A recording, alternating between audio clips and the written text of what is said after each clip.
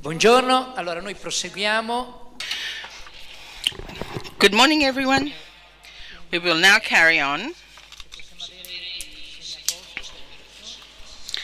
Allora cominciamo la seconda sessione. Chiamo al tavolo Gianni Tognoni. I'd like to call Gianni Tognoni to the table. And while Gianni comes here,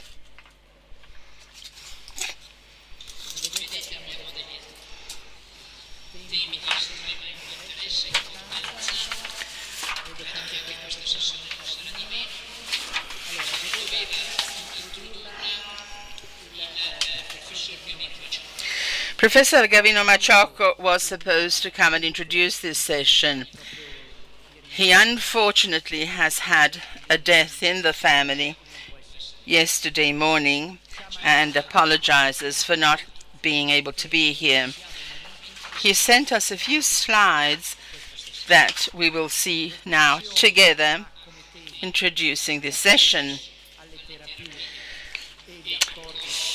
The title is Access to Therapies and the TRIPS agreements. We will have Gianni Tognoni speaking, a professor of the Mario Negri Institute of Milan, and one of the people who have contributed to the first list of the essential drugs for the WHO, and so we'll see what happens when we speak about these essential drugs.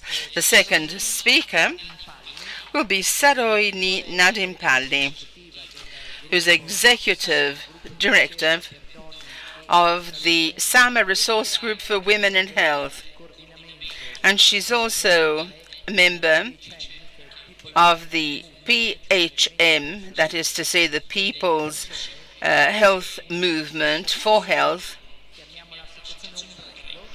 which is a kind of umbrella association that brings together all the movements around the world that are working at these health issues and then become direct interlocutors for the WHO. Yesterday we had this news. Sarojini unfortunately became ill, the dengue fever, and she was unable to travel. She had, however, prepared her paper, and we're going to try to have a Skype connection with her. Now, if we're successful and if we can have a Skype connection, we're very happy. Otherwise, we will read her presentation. And then we have Prasidia Supramania, also had a very severe death in the family. Her father died and she had to go back home.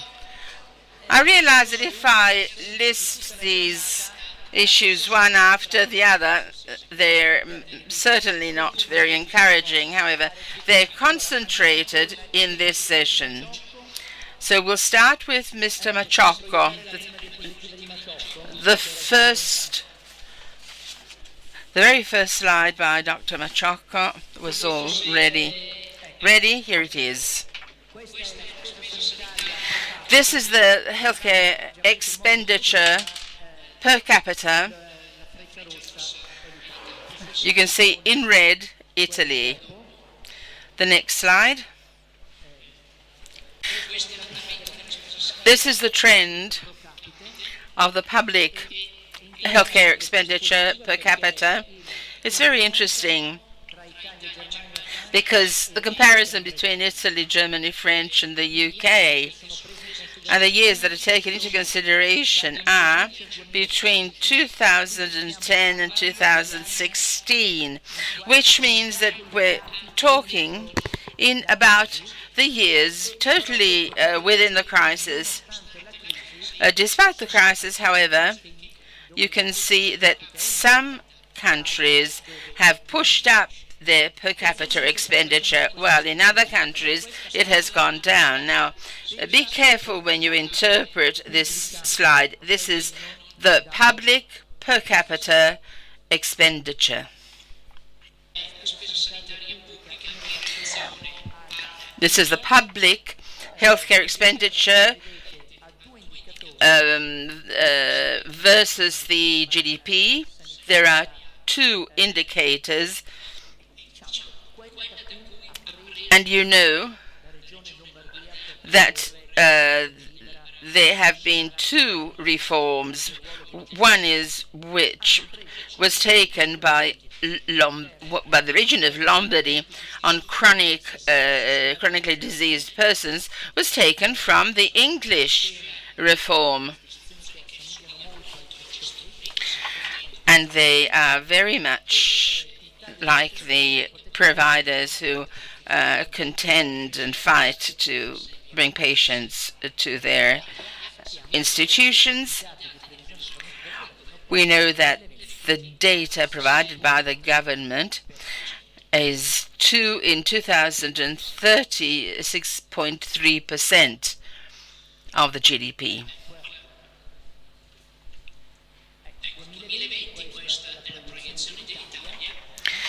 This is the projection of Italy, 6.32% in 2020. This is exactly what Franco Cavalli was explaining earlier on. What is the impact on survival of anti-cancer drugs?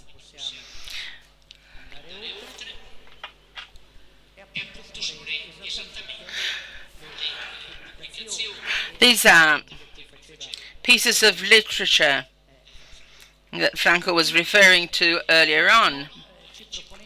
And here, Gavino was suggesting a paper on hepatitis C. Gavino himself launched an appeal so that the government would take direct interest in hepatitis C, and a great number of doctors signed this petition, which asked the government to apply the paragraphs included in the TRIPS agreement so that the government could start distributing the drug without the multinationals having agreed on and having started distribution even.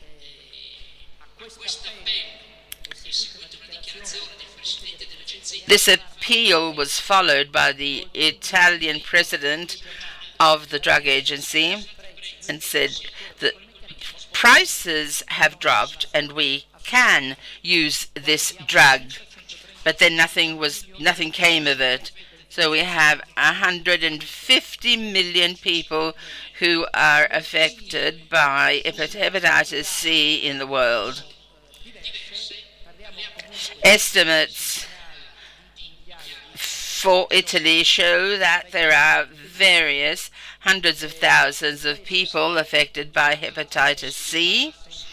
Now, this is the debate that has always developed around hepatitis C, and this is what led to the policy that was developed in the UK.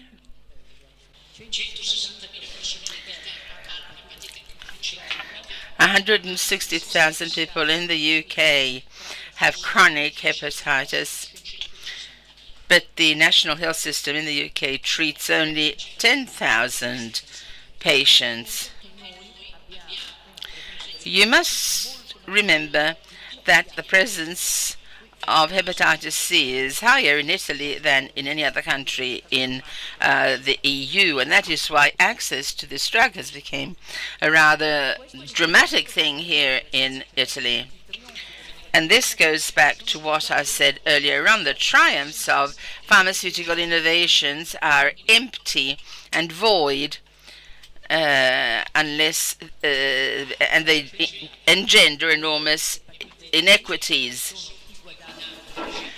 These are the profits of Gilad divided by year.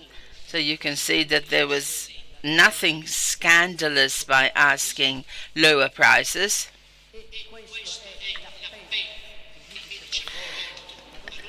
And this is the appeal that the physicians addressed to the government, asking to produce life-saving drugs against hepatitis C.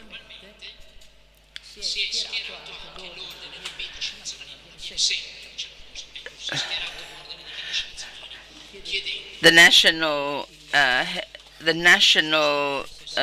family physicians, let's say, also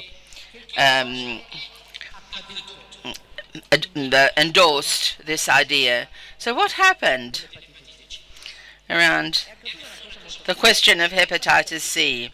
Well, first they established a closed number, saying that those who could have access to the drug should have been in the more advanced classes of the disease.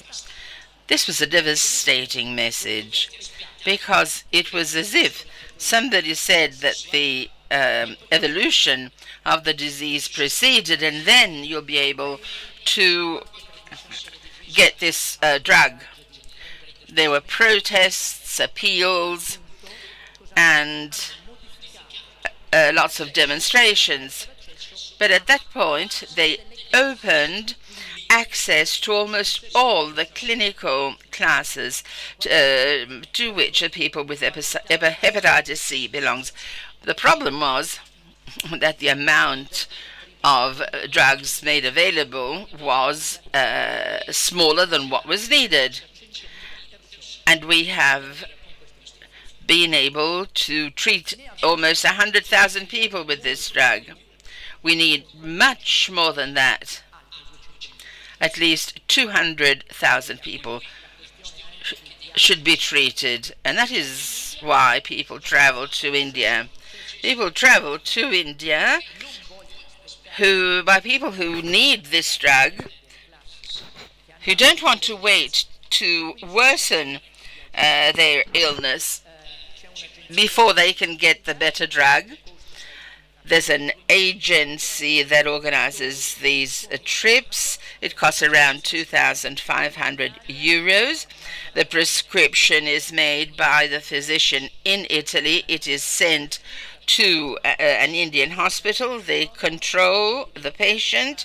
They carry out a few tests, and then the international pharmacies can actually provide the drug at a much lower cost. Obviously, not everybody can do this, but a lot of people, those who can, choose this way. And actually, we're quite happy to have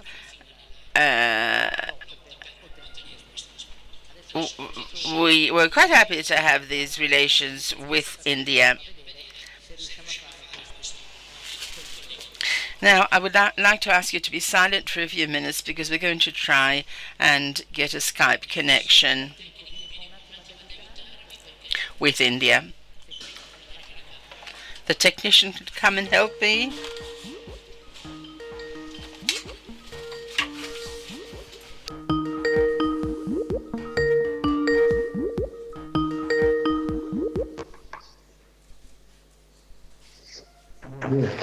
Hello. Hello? Yeah. How are you?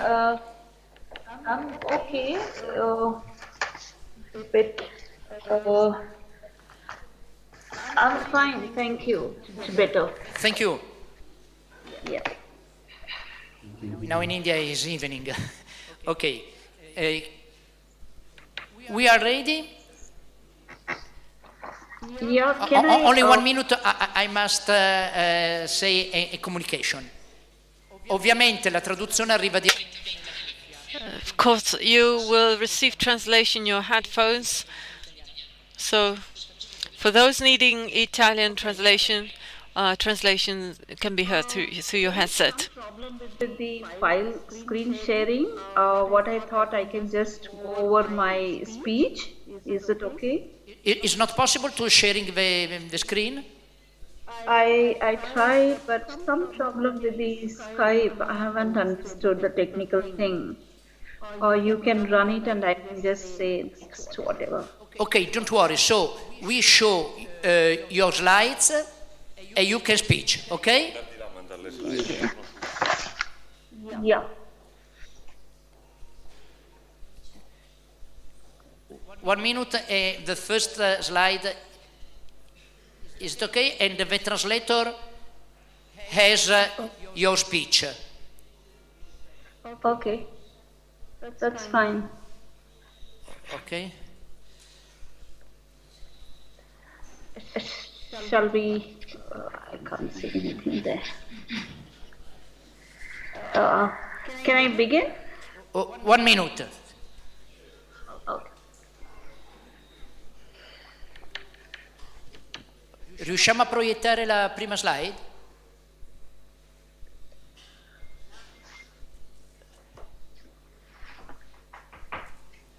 Okay, we are ready. This is the first one. Yeah. When is necessary to change slide, if you want, you can say next one, and we go. All right? Yeah. Sure. Thank you. Thank you so much.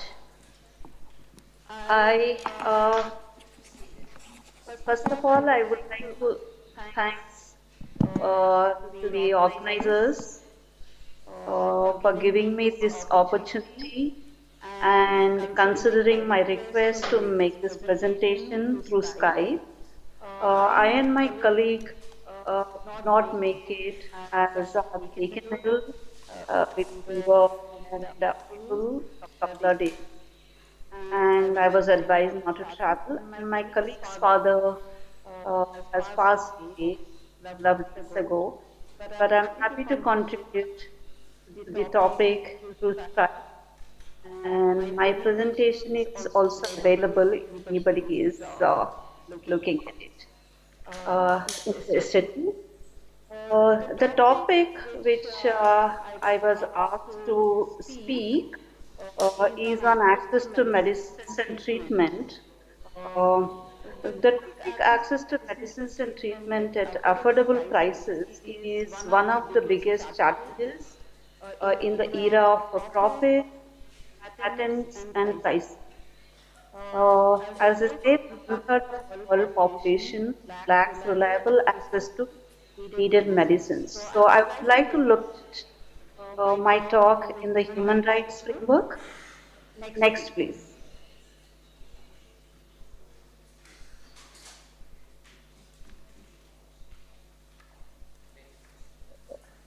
Slide. Yeah. This is where I think, health is a human right. So I would like to, speak from the human rights framework, where states have obligation under the right to health, ensure that medicines are available, financially affordable, and physically accessible on a basis of non-discrimination to everyone within their jurisdiction. Therefore, access to medicines forms an indispensable part of the right to health. I don't want to read because it is already there, so we can move on to the next slide, please.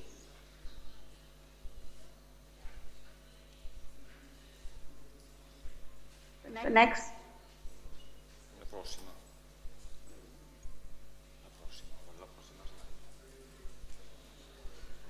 Yeah. The next.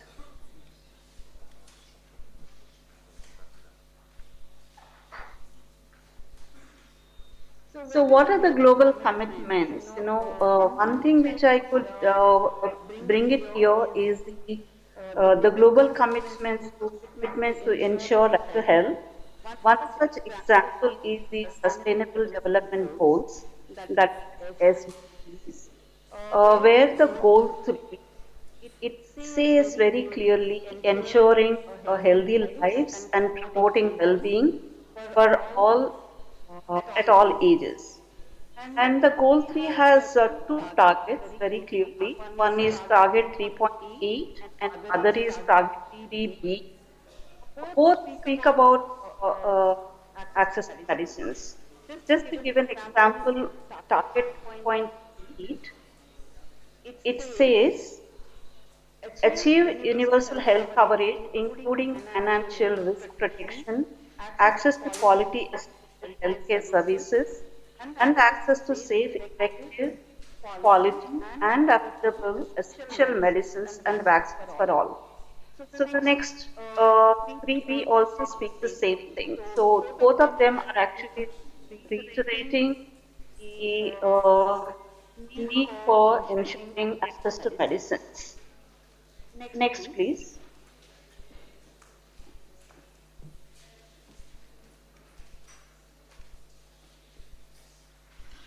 Uh, See, what are the global issues? One of the global issues uh, is the international key players such as the World Trade Organization and IMF and World Bank. They are creating policies in regard to trade, patents, and intellectual property law has a direct impact on access to medicines and therapy or treatments. So many of pharmaceutical companies, transnational companies based in developed countries who have more capital, resources, and infrastructure, influencing the international policy, treaties, trade agreements, which favor these companies, reflect in the imbalance of power, which is actually creating the disparities. Next, please. Uh, Similarly, I think sometimes my slides may not be matching because I'm skipping many of the slides. Please bear with me. Uh, when I spoke about these sustainable development goals, I do have a critique on the entire approach of the SDGs. The much touted sustainable development goals, like their predecessor, the Millennium Development Goals, they aim to transform global realities and inequalities. However, neither are the targets and indicators exhaustive, do they present a transformative potential apart from piecemeal changes to be achieved in the course of 15 years, what they have said. So the pompous call to leave no one behind, that is the slogan of SDG. It actually obfuscates the emphasis on equity and redistribution of resources for the benefit of most marginalized communities. So next, please. Or we can skip this too.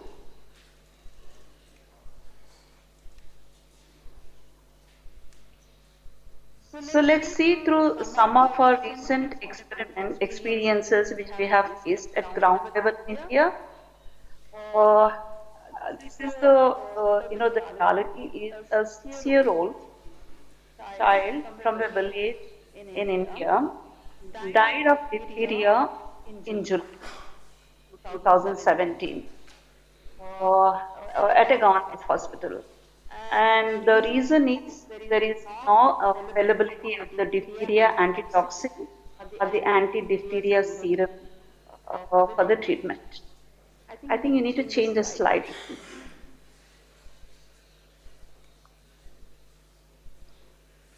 Yeah. And the other example I would like to give here is the 290 children died in the month of August this year.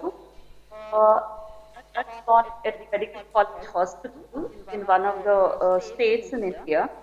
Of the total 290 children who died, 217 children died in the neonatal unit,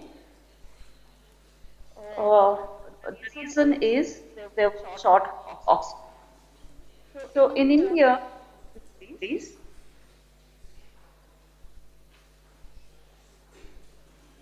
next please.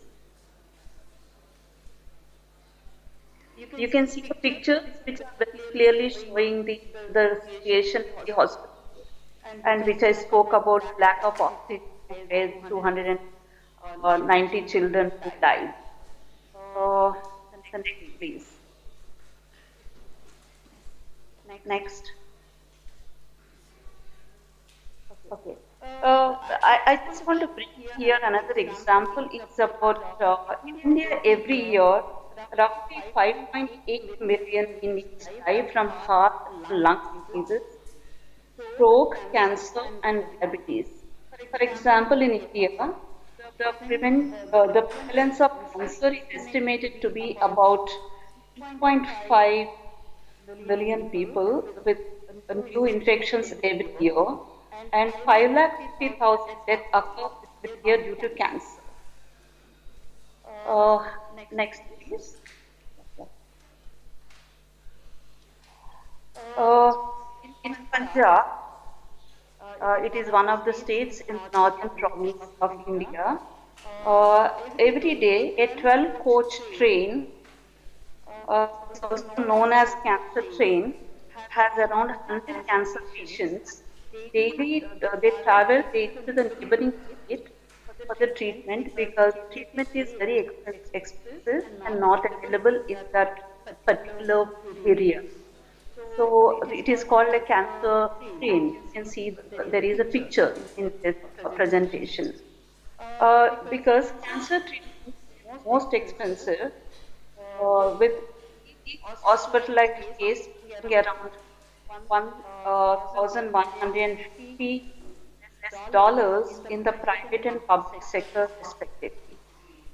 So cancer treatment is the most expensive. Not that we want to bring in later in my presentation the patent effects. These, episodes which I spoke, whether it is diphtheria or the cancer or talking about non-communicable diseases, are not merely unfortunate circumstances leading to deaths of violations, rather reflects larger systemic issues. Uh, so, what are these systemic issues in India? Next, please.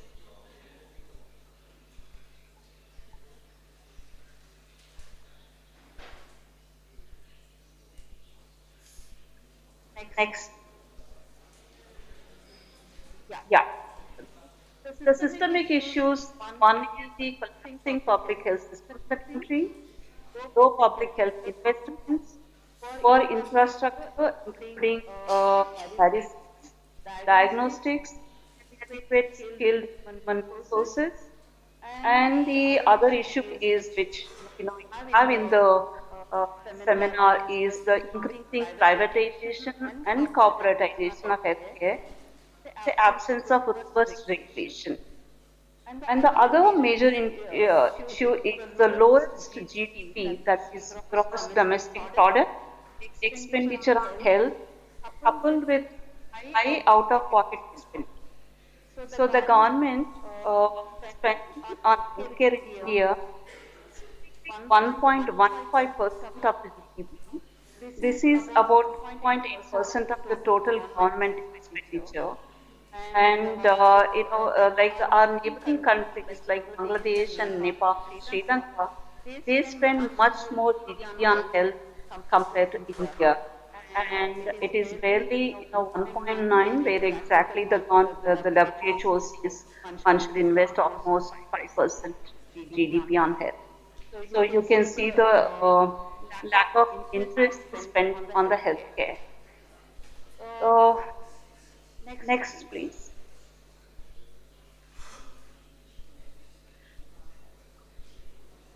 Next.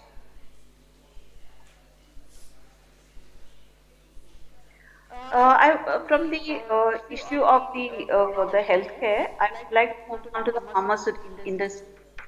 which is very much linked with the presentation.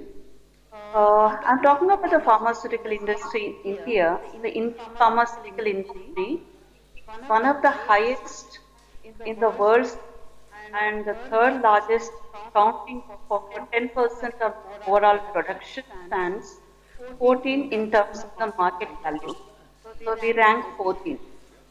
And it has an annual turnover of 30 billion US dollars and exported drugs worth 15 million US dollars, more than 200 countries. So India has a strong generic industry with 70% of the market share in terms of the revenue. India supplies 20% of global generic medicine market exports in terms of volume. The country the largest provider of generic medicines globally.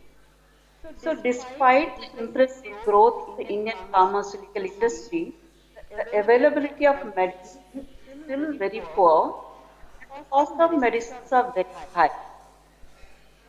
So what affects access to medicines? I think this is very important for us to look into. And what are the reasons? Why, at one level they are saying we have a growth of the pharmaceutical industry, and the other level children are dying with lack of oxygen or lack of life-saving medicines. So I would like to speak for a minute on the this what effect. So one is the availability of the medicines and affordability of the medicines, which you can see on the slide, and both are affected by patents on pharmaceutical products as it stopped generic production of the drugs. After 2005, product patent, next slide please.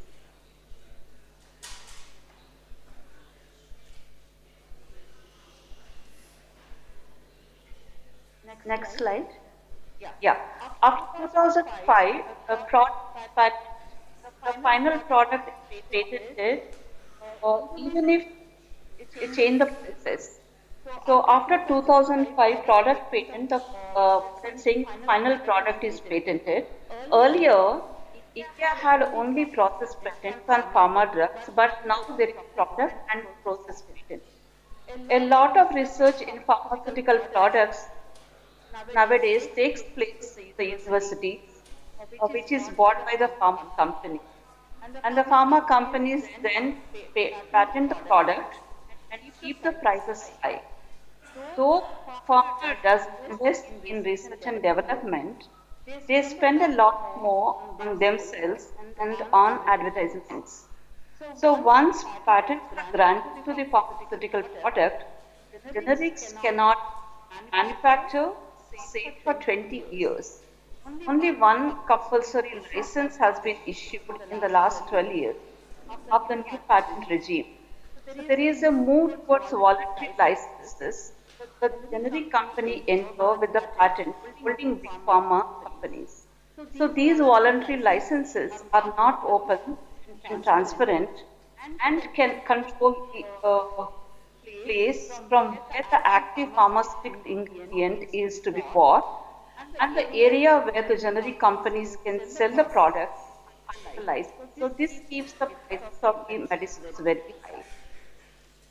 Next, please.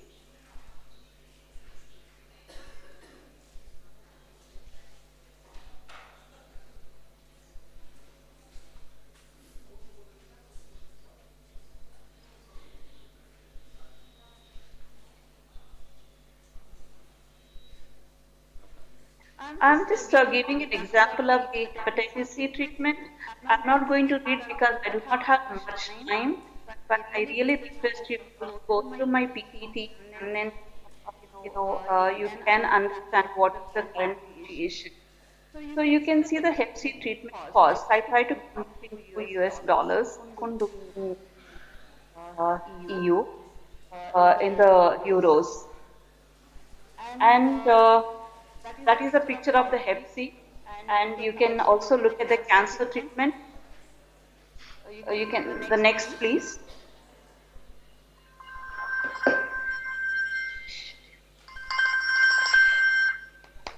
So the cancer treatment cost, next slide.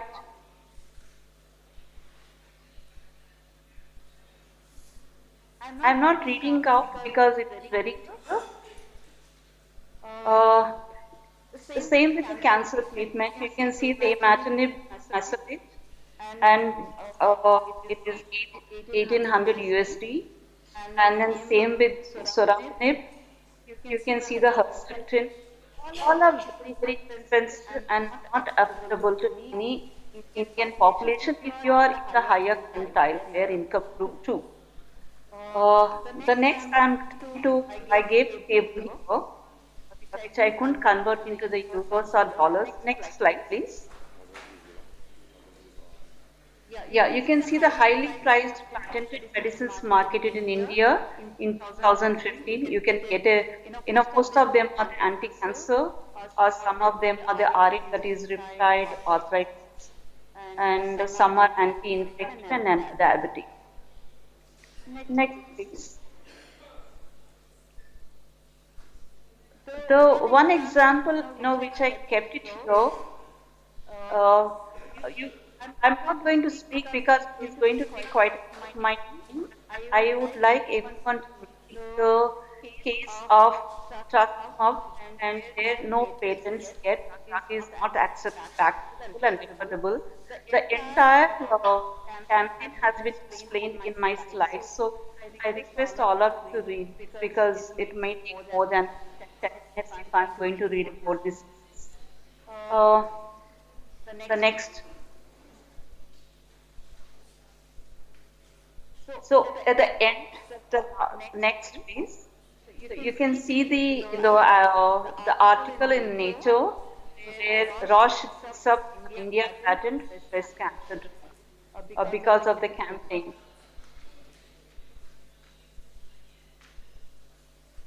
Next. Next. I'm skipping all that because I do not have that kind of time now. So what I'm trying to talk is about the trade agreements post 2005, where through trade agreements, developed countries have been attempting to obtain additional IP protection. And next, yeah.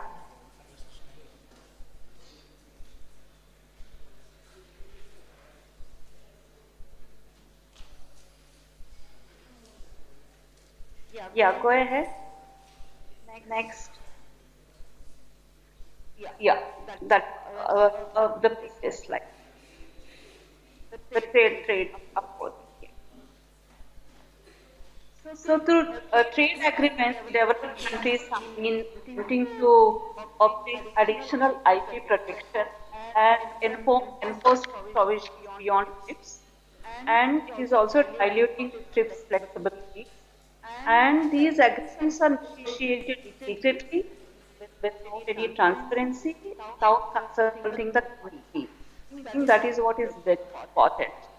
And how will these trade agreements affect access to medicines?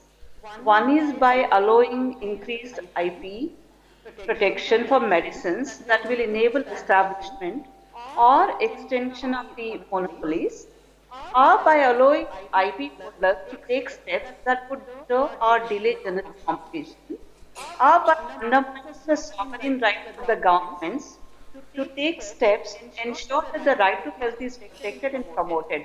I'm not reading all other things which are very clearly there in the presentation. Then next, please. Yeah, this is just to show you the FDAs and next, please. This is again the implementing the TRIPS flexibility because we do not have time, so I'm just skipping it. There are external pressures, which you can see very clearly now. The next slide is clearly indicating. Please come to the next slide. So you can see the US pressing the government against the price cap of medical devices, and they say India needs to hold hands about it. So US medical devices industry alleges denial of equitable market access as a smokescreen to protect an equitable market at the cost of the people's lives. Uh, the same thing you can read in the article, again, they are trying to, uh, in a way, trying to control. That is what they are doing in the recent last 2 months. And then very recently, it is just next slide, please. Yeah, USP widened probe to 18 major Indian pharma firms. So this is what is happening now when we are trying to resist, or the other pressures that are coming on India, change strategies and to control. Uh, so what is our role from the people's movement? Have certain recommendations to make. One is that the framework of right to health, which makes it very clear that medicines must be available, accessible, acceptable, and of good quality to reach ailing populations without discrimination throughout the world. The second is lower and middle income countries. They should review their law or the policies and consider whether they have made full use of TRIPS flexibilities or included TRIPS plus measures, and if necessary, consider amending their law and policies to make full use of flexibility. And the next is developing countries and LMICs should establish high potentiality standards and provide for exclusion from patentability, such as new forms and new or second uses and competitions in order to address work-reason and facilitate generic entry of the medicines. The next point is government should be more transparent and open to their dealings with MNCs, that is multinational companies, and other countries while negotiating FTAs, that is the free trade agreements, and similar agreements. And we need to develop uh,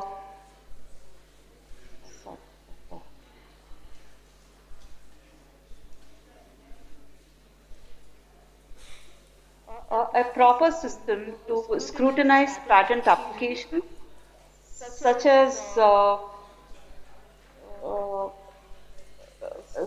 such that patents are not granted for pharmaceutical products that are not genuinely inventive, not to link the approval process of the drugs with the patent system, which we are trying to demand here, and no date of exclusivity should be allowed on pharmaceutical products. The prices of the medicines, including prices of medicines, such as medicines are available and affordable by poor too. At the larger global level and also at the Indian level, but some of the things are specific to India. I'll just take 2 minutes. At country level, yeah, the most important barrier to access to medicine in India is the state of the public system, and which is almost collapsing, as I said in the beginning. And clearly, any strategy to ensure access has to be premised on a major expansion and reorientation of the public health system through which medicines would be available free of cost. And since more than half of the healthcare expenditure in India is accounted for by the private purchase of medicine, it is imperative to provide free drugs and diagnostics, which is supposed to be the responsibility of the state, and particularly for the marginalized communities. And there is a need to increase the health budgets, as India's GDP in health is less than 2%, and drug procurement and distribution through the public health system should be, and a new vision for the research and development in the pharmaceutical sector is required, one which is premised on enhanced public investment, not in the private sector or not in the private with the private patient support or private institutions, but it should be in the government, state funded or state invested. So what is the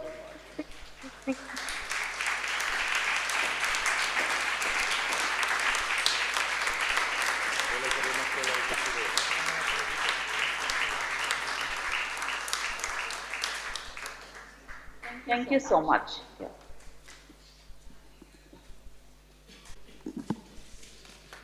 Thank you very much. We will send you all the speech of our conference. Thank you. Bye-bye. Bye. Okay.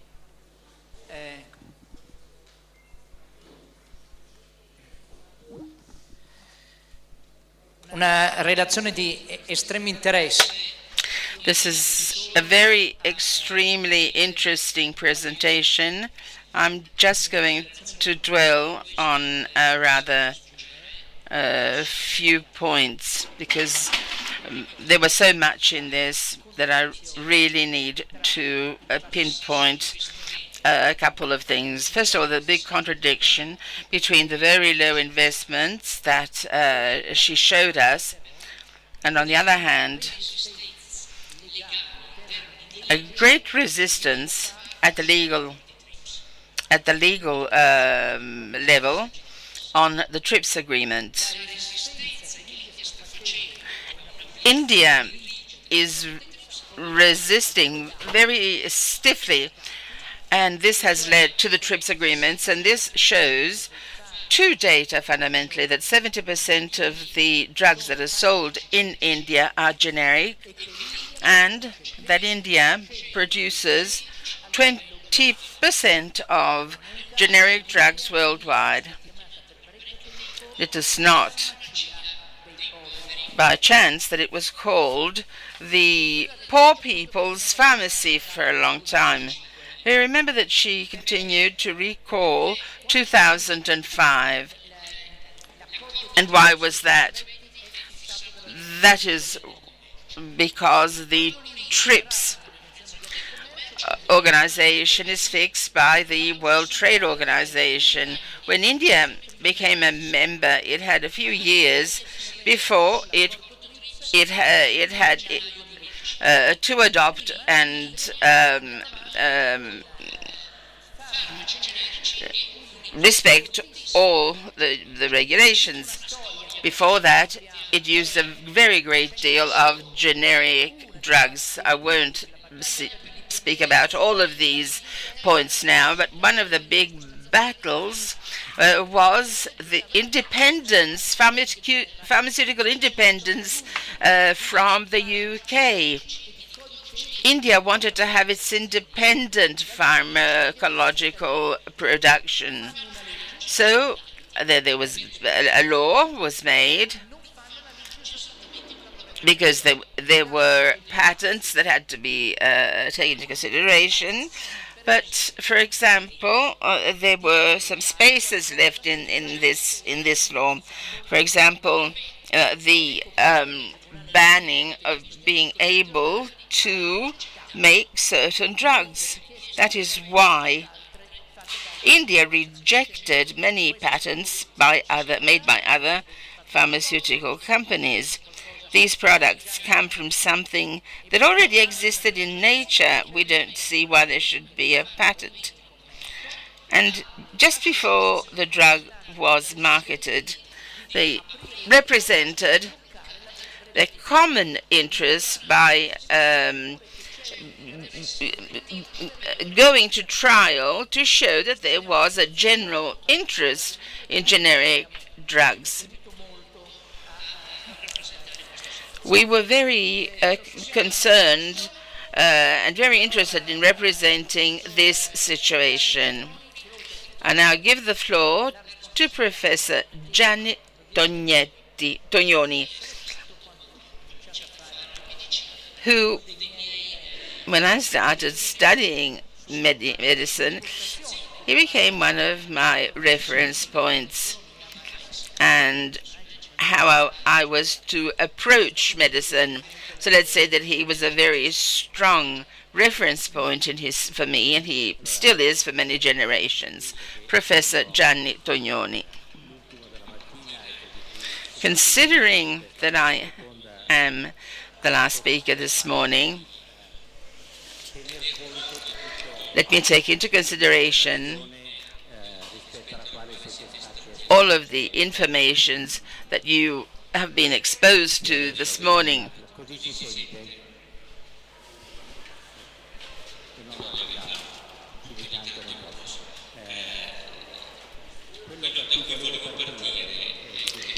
What I wanted to start from, you've heard lots of things being said, I'm sure there's no need to repeat. However, before I tell you what I think, we're in a European context, so I thought that I would entitle my slides in English. And this is what I think that we can draw from this morning's work, both the first and the second roundtable discussion.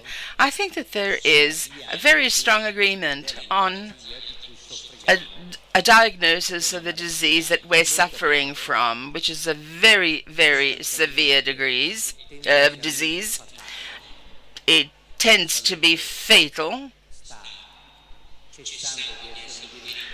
Health is ceasing to be a right, and it is becoming an indicator of inequality. And for this tendentially fatal disease, as Vittorio was saying this morning when he closed his presentation, he said, let us not be pessimistic. But when you have a tendentially fatal disease, for the time being, we do not have any answers. We heard this often said. Our European colleagues spoke about neglected diseases earlier on. The question is, what kind of research should be made in order to find an answer? It's not a piece of cake. We all are quite aware of that. It was said this morning. There is some attention for these neglected diseases which are fatal because of the interest and the success that there has been on the market. Now,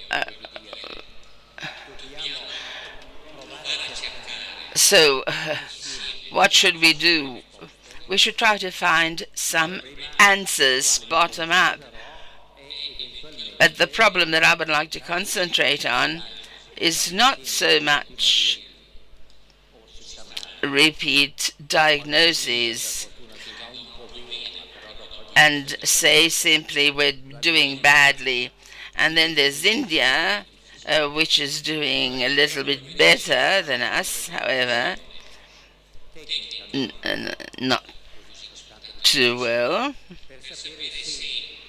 So let us try to reflect to see whether the recommendations that almost everybody has made here, but especially our Indian colleague who is fighting with the dengue fever, which does not have a treatment, well, we should try to see which of these recommendations can be applicable from an operative point of view. The first remark I would like to make, and if you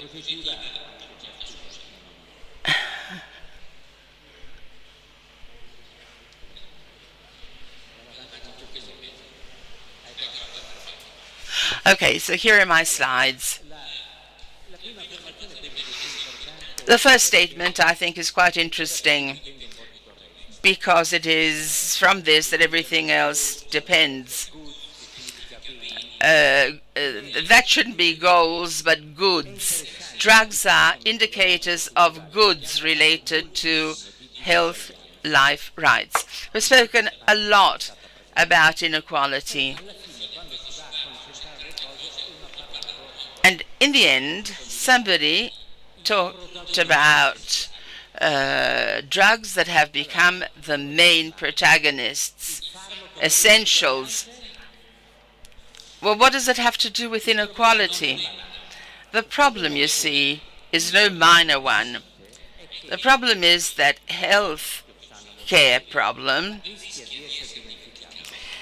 sometimes risks being forgotten.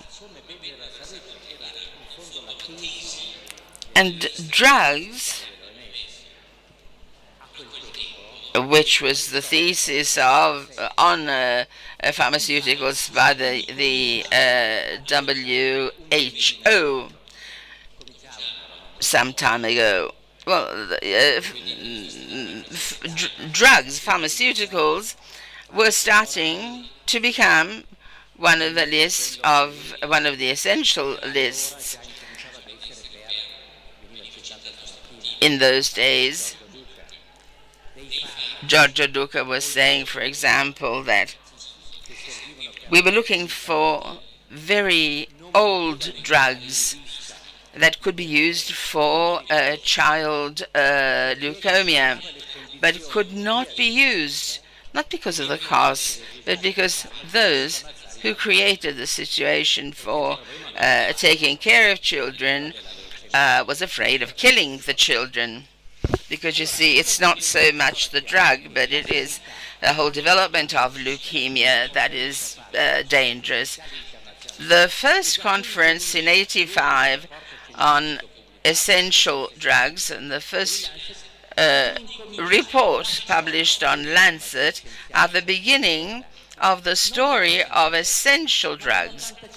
So we're not in '77, but we're in 1985, and that is when the pharmacology was forced to find some sort of discussion and compare things with industry.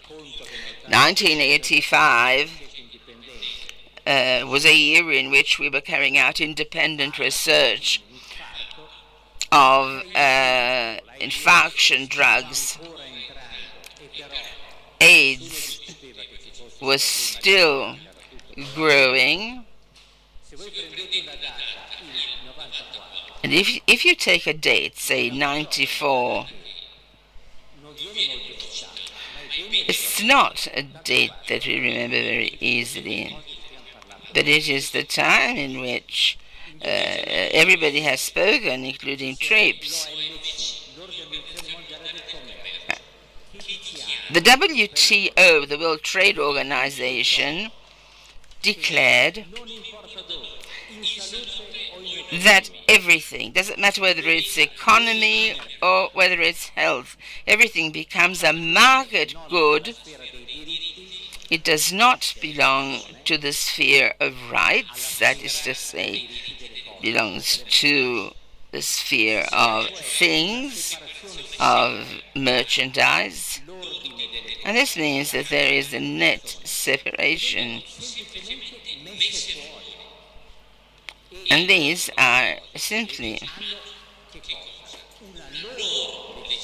not included. While there is a legislation that is independent of the question of rights, and that was when for the first time it was declared in a formal manner that the states would commit themselves. Of course, they were pressed by the multinationals, but the states, however, committed themselves that goods have rights.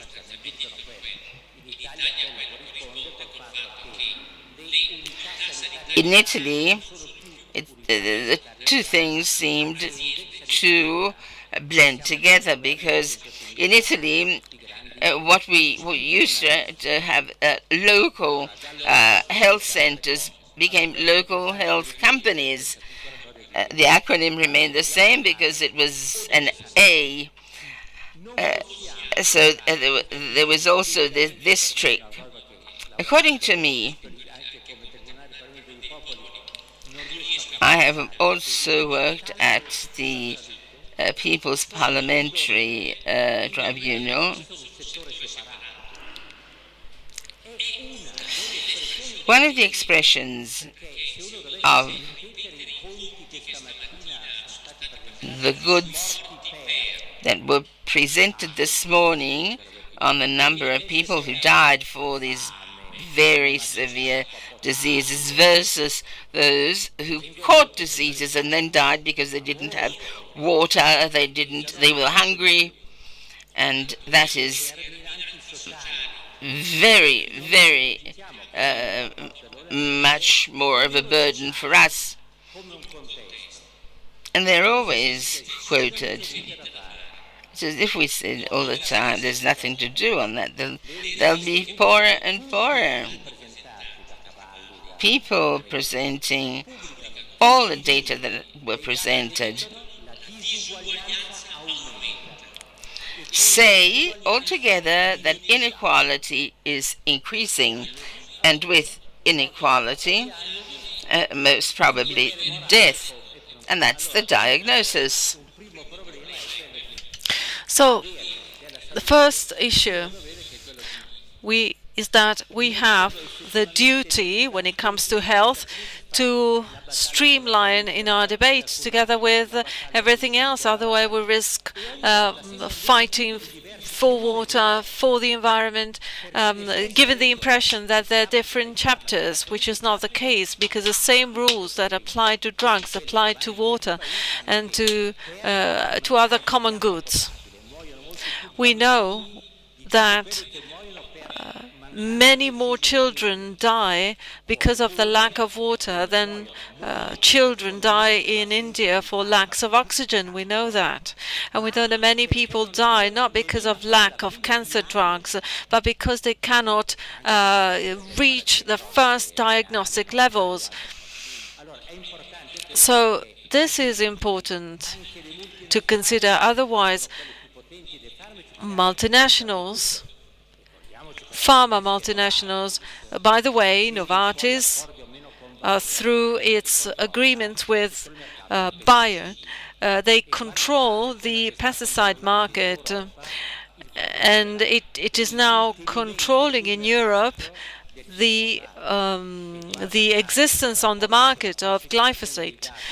And the fake data on pesticides recently led some Americans to accuse Yark of manipulating data in the same way that we accuse multinationals to avoid publishing data. So the mechanisms are the same. And it's important. They are included in the same battle. The major question is do we still have the right to fight for our rights? Otherwise, every time we will come across a new target, hepatitis C, new cell drugs, for instance, next. So new horizons will be established, leading us to focus on a single object in a silos approach, which is wrong. Today's event shows whether we are able also to change our language and to change the way we consider the different issues and battles. Because sometimes you have the impression, when you look at TRIPS, when you look at agreements, that these people have very clear ideas, free trade agreements, rules, and you obey to these rules, you abide to these rules, and that's it. But we should try to consider, for instance, what an essential drug really mean. It means, for instance, in psychiatry, what are essential drugs in psychiatry? No idea.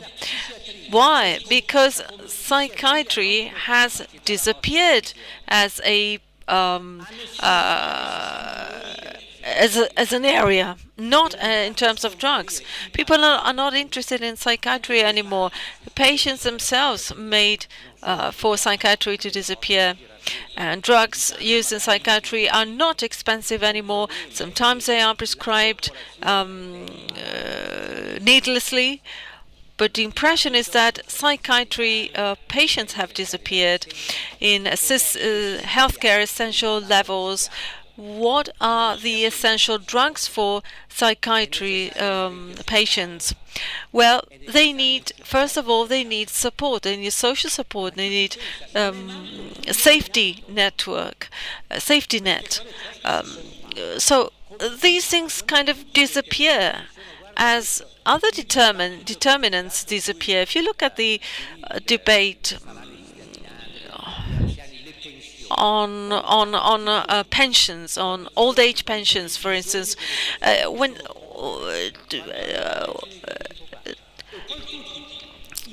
are the needs of pensioners taken into consideration when it comes to old age, for instance? Sometimes, well, old age, the elderly are so poor that they cannot even afford treatments to live longer. So when we drew up our first list of essential drugs, essential drugs were not defined as drugs increasing life expectancy, but essential drugs are first of all about quality of life. Let's take cancer drugs, for instance. Essential, if you have a 6 months life expectancy the essential drug increases this life expectancy for 6 months with side effects, very negative side effects. Can we consider that drug as an essential drug?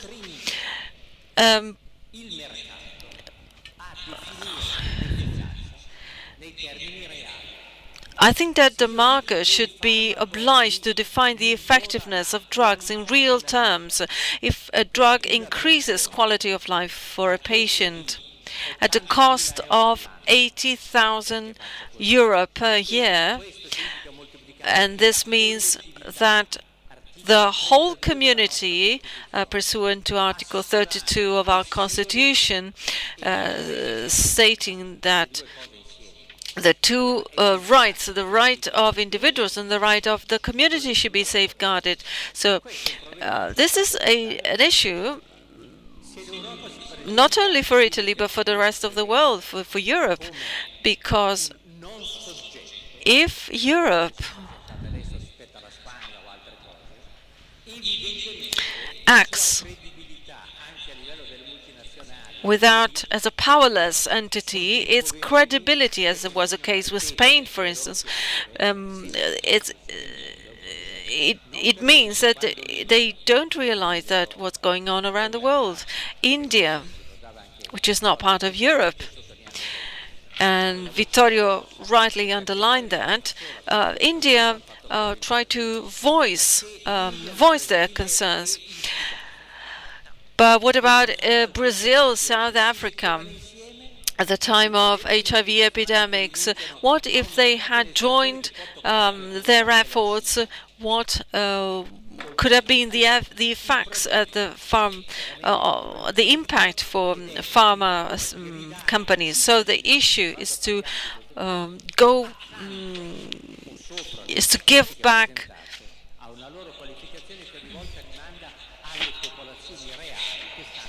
is to consider the real populations, real people behind terms, behind definitions. When we say that drugs should be affordable, we should specify that it should be within a framework, a specific framework of affordability. In India, in Brazil, Burkina Faso, anywhere in the world. Just to give you an example of countries that we have developed relationship with, because governments are not able to identify the people, the least advantage, the most disadvantaged areas of the population. As Vittorio was saying, there is a perverse mechanism whereby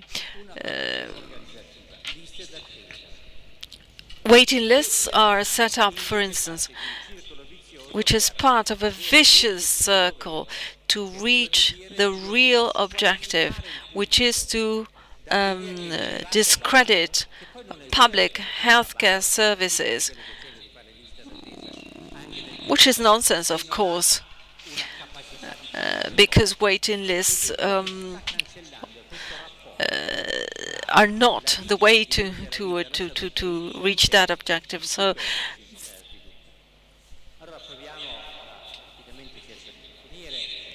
now I'm reaching the conclusion of my presentation.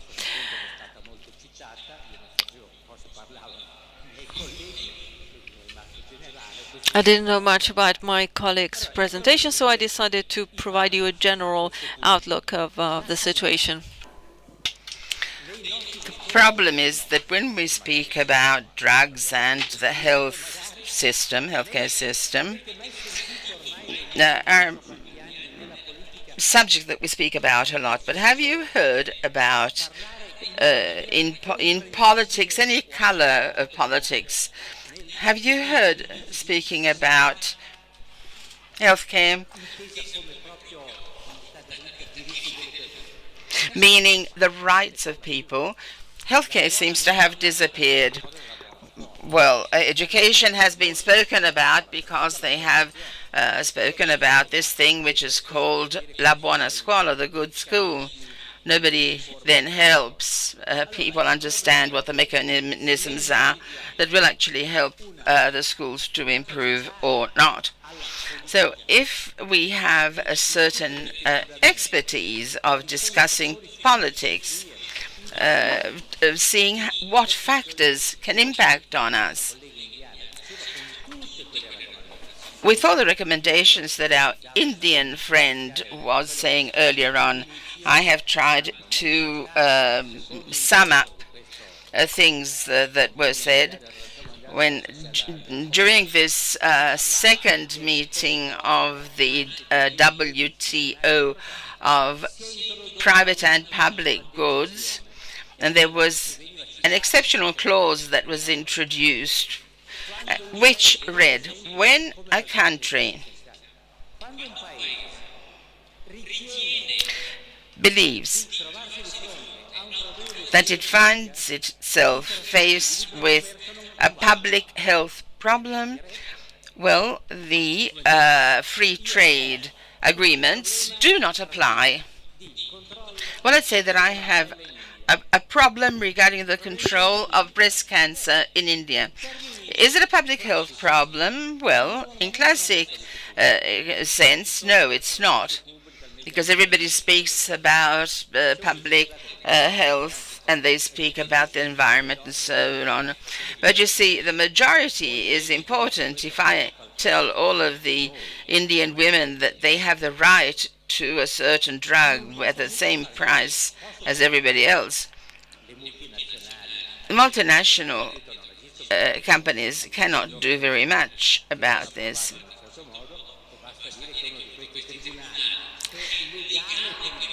They have to turn to the tribunals which are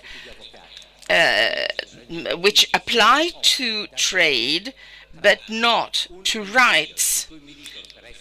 So if for example, I find a sick person who comes to the emergency room, there is a law that says that you may or may not do something treat that patient before taking certain steps. Well, there is one legitimate thing, however, that says that I must intervene because otherwise this person dies. So let's say that the life of people is more important than laws and procedures. But you see, things aren't as theoretical as that, because in rich countries this is done. The DOA clause was applied for the first time there, and I'm sorry, the DOA clause was applied by Canada because there was a risk of carbuncle here in the area. I'm going to tell Bayer that that their patent is not worth a thing there. And in Europe, they don't even discuss the possibility of having a European policy. But what is worse is that Europe takes the side of the multinationals and supports their policy also in other countries, even in the Latin American countries, for example. In many of these countries, normal drugs cost much more than they do in our countries, and their salaries are much lower. Because you see, if Europe says this is okay for us, Europe in terms of policy is totally sided up with the multinational companies.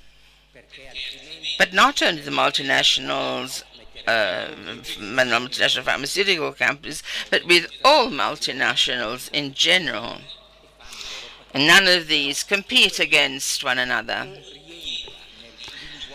So either all of this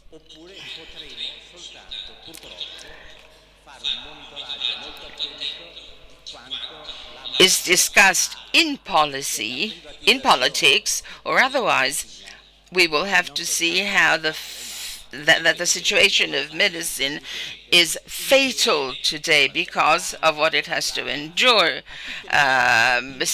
besides sickness, because we have water, we have famine, and so on.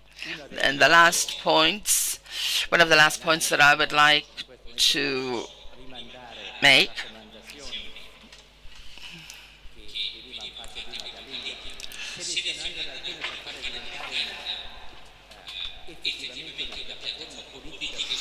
we could select some of the recommendations that were coming from India, for example, and turn them into a platform to fight for.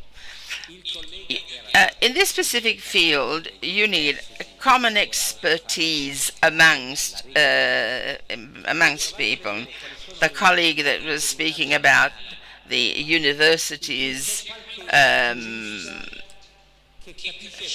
that were fighting for the right to access to drugs. Well, if they think of Milan, I wonder if there were, for example, a couple of lawyers here in Milan who understood something on the right to health. I don't think so. But this is an old issue. The more you separate and the more you can control things. So we need to find a language and categories that do not speak in a compartmentalized manner, because otherwise each will be defending their tiny little garden without considering the whole. There's a number of people working on migration in Italy, which is exorbitant. But what is the political weight that we manage to give this? As soon as 3 articles appeared in the papers saying that the Meniti decree blocked the immigrants' flow, everybody thought it was right. And they looked around and they said, it's true, aren't as many of them. But then on the other hand, they said, there are many more that are tortured in the concentration camps in Libya. Well, that was a problem of foreign policy.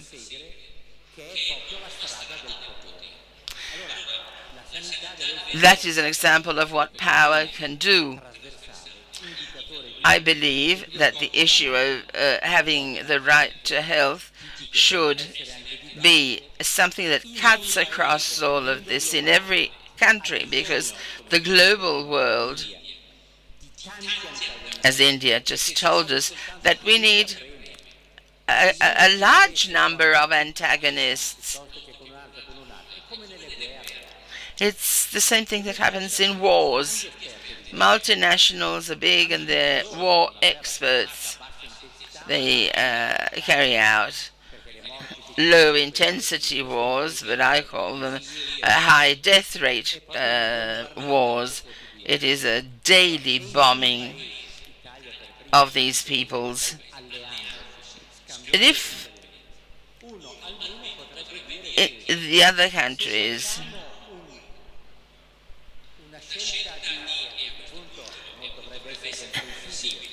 if we make a choice of this kind, instead of the word drug, you use the expression interventions for the dignity of life. And I would say for every country, what is the essential packet that I should give people with mental issues? By packet, I mean the basic levels of care. The declared right does not exist. The right to health, again, is a package, but if it doesn't reach the people who needs it, well then it's a breach of these people's rights. And diagnoses are very important, and the important and even more important thing is to see how they are applied to the various countries, because we're actually starting to think of the people, the populations these days.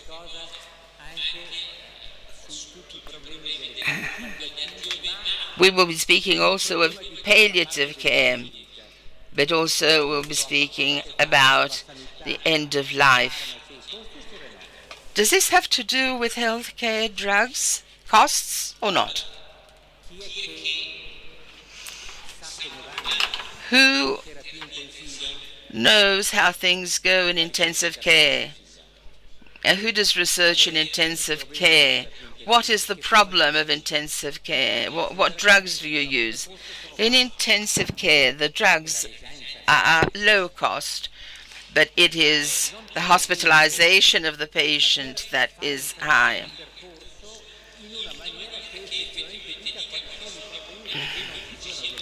So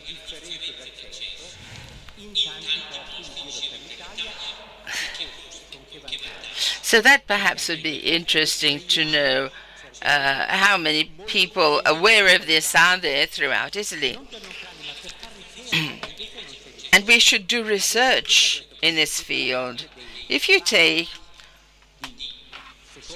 all the issue of a second, third, and fourth line drugs in cancer, do you have any idea of the cost of drugs, of cancer drugs? Looking at people who have 2 or 3 months of life expectancy and who are ill-informed of what is going to happen to them. I don't think that you can separate a chapter from another. You can say, but this patient, this, and the other. In Latin America, they have waged interinstitutional wars. And the rich have also had to pay for some parts of their care. And so they engaged lawyers who said that the rich people have a constitutional right of receiving drugs at any point in time. And the courts have to pay.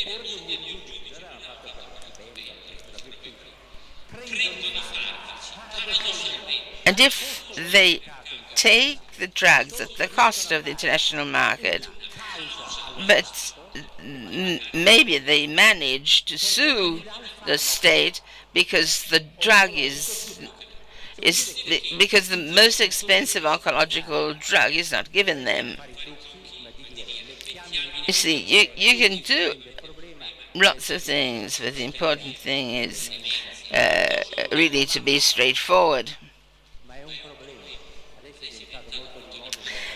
Today in Lombardy, it has and in Europe, it has become very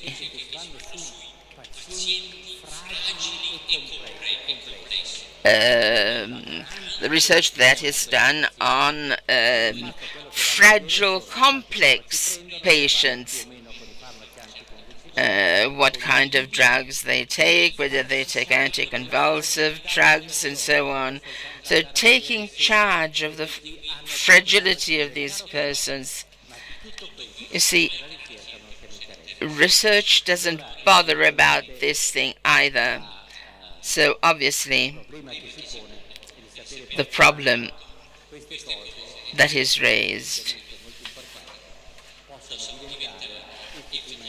is how many of these actions can become the subject of a discussion of even one Italian politician. Is there no cure for healthcare?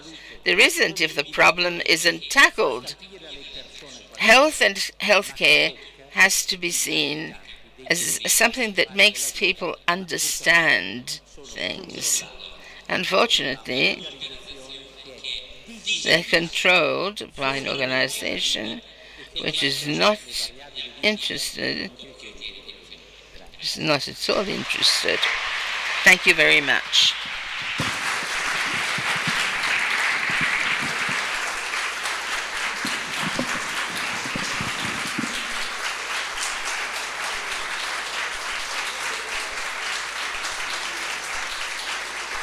Vabbè, direi che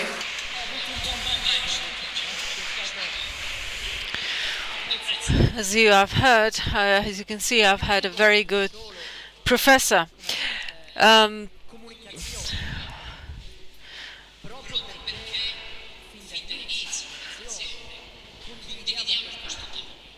Since we all agree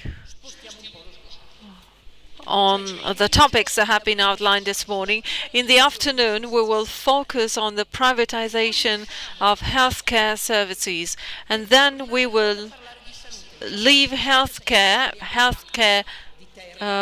for a moment, because we will deal with water, climate change and other issues and how they impact healthcare and health, in order to widen our horizons and our understanding of the issues. I think that this is the main reason that led GUE to deal with issues. So, a few notices at this point. It's 1 now. We have some time for lunch. There's a bar, there's a cafeteria outside. Then at 1:45, we will start our 4 working groups. The working group on social determinants and poverty will work here in this room, and on the table outside you will find indications on the venues where the other 3 groups will meet. Each group has a coordinator, facilitator. So we will reconvene at 1:45. Each group should provide a short presentation on actions at local level and the possible proposals for action. At 3, there will be again the plenary session.